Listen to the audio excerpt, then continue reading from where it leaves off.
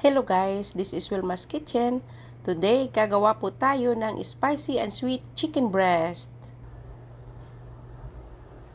Gagamit lang po tayo ng chicken breast. Tapos hiwa-hiwain natin ng kunting cubes para mabilis po siyang maluto.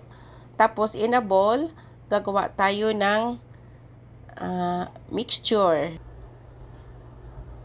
Just follow yung mga ingredients guys.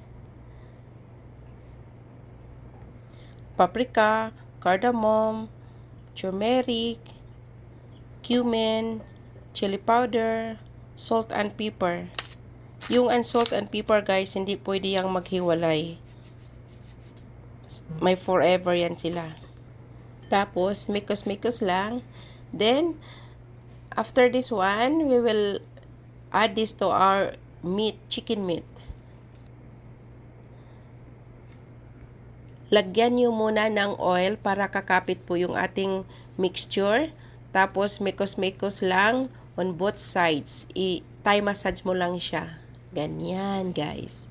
See, looks spicy na siya.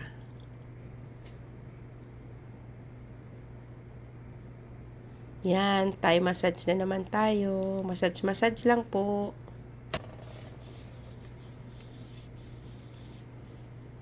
Mikos-mikos lang, mga insan.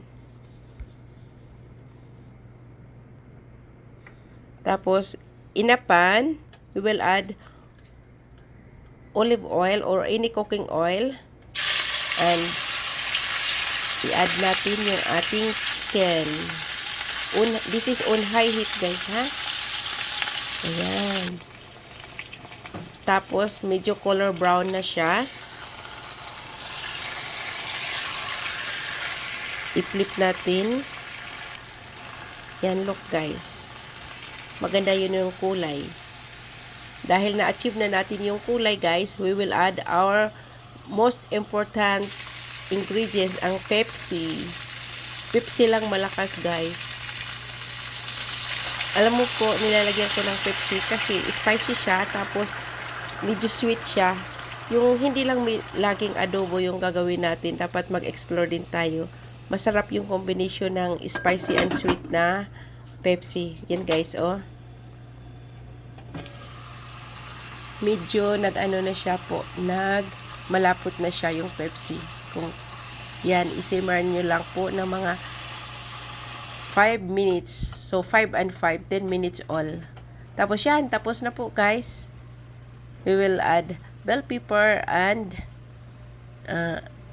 parsley para magandang tingnan, at saka meron tayong roasted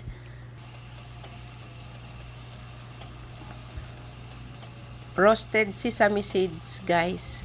Ayan, done and dusted na po ang ating spicy and sweet chicken breast. Look so yummy. Ang sarap-sarap po ng sauce niyan, promise guys. Look at that. Hindi lang adobo guys. Thank you for watching at Wilmas Kitchen. Yum, yum, yum.